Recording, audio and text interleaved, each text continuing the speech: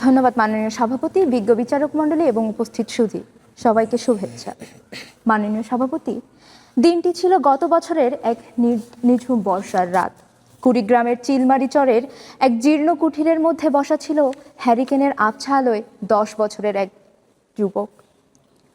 নাম তার আশরাফুল। বাইরে তখন তিস্তা নদীর রাক্ষসের রূপ ধারণ করেছে, গর্জন করে গিলতে আসছে একের পর এক ফসলে জমি। তার মা ঘরের কোণে বসে আছে, আর তার বাবা ধরে আছে সেই সম্বলটুকু, সেই খুঁটিটুকুকে। তাকিয়ে আছে অন্ধকারের দিকে। হঠাৎ একটি বিকট শব্দ। চোখের পলকে সোলেমন মিয়ার শেষ সম্বল, তার ভিটেমাটিটুকু নদী গ্রাস করে নিল। পরদিন সকালে যখন ঢাকার রাস্তায় বিলাসবহুল গাড়ি যাচ্ছিল, গাড়ির চাকা ঘুরছিল, ঠিক সেই সময় মাননীয় সভাপতি সোলেমন মিয়া তার 10 বছর ছেলের হাত ধরে সেই তিস্তার পারে পারে ঘুরছিল। মাইলের পর মাইল হাঁটছিল শুধুমাত্র একটি ত্রাণের আশায়। কেউ তাদের দিকে তাকায়নি।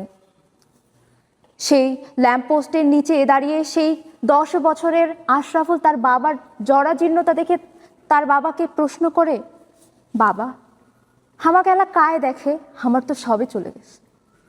তখন তার বাবা তার ছোট ছেলের করুণাময় মুখটি দেখে কিছু বলতে পারেনি, কোনো উত্তর দিতে পারেনি। মাননীয় সভাপতি, এই গল্প শুধু সোলেমন মিয়ার নয়, এই গল্প কুড়িগ্রাম, লালমনিরহাট, নীলফামারী আর গাইবান্ধার লাখো মানুষের। বছরের পর বছর ধরে উত্তরের এই মানুষগুলোকে আমরা শ্রমের সোর্স বানিয়ে রেখেছি। আমাদের হাড়িভাঙা আম যখন ঢাকায় শোভা পাচ্ছে, যখন আমাদের দেশের তামাক এবং ধান এই দেশের গুদাম ভর্তি করছে, তখন আমরা কি পাচ্ছি? শুধুই অবহেলা। হ্যাঁ মাননীয় সভাপতি, এর বিনিময়ে শুধুই আমরা অবহেলা পেয়েছি। আমাদের নেই কোনো বড় শিল্প কারখানা, আমাদের তরুণদের জন্য নেই কোনো কর্মসংস্থান, আমাদের পরিচয় শুধুই মফস্বলের গরিব মানুষ। আমরা শান্ত বলে, ভদ্র বলে আমাদের বুক ফাটা কান্নাকে সবাই সস্তা ভাবতে শুরু করেছে।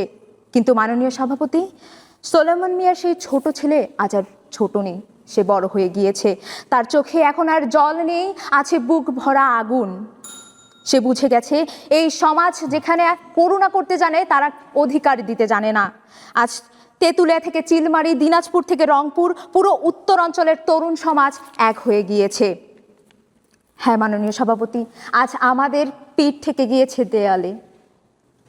যখন একটি শান্ত নদী এক রাতে পুরো গ্রামকে গ্রাস করতে পারে, তখন মনে রাখবেন যে আমরাও শান্তসৃষ্ট এই উত্তরের শান্ত মানুষগুলো এক রাতে বঞ্চনার সব শৃঙ্খলা ভেঙে গুড়িয়ে দিতে পারে। আমরা আর করুণার হাত জোর করব না, আমরা আর ঢাকার দিকে তাকিয়ে দীর্ঘশ্বাস ফেলবো না। হিসাব এবার আমাদের মাটির বুকেই হবে। আর তাই আমি বলতে চাই, জাগো বাহে কুণ্ঠে সবাই। ধন্যবাদ মাননীয় সভাপতি, ধন্যবাদ সবাইকে।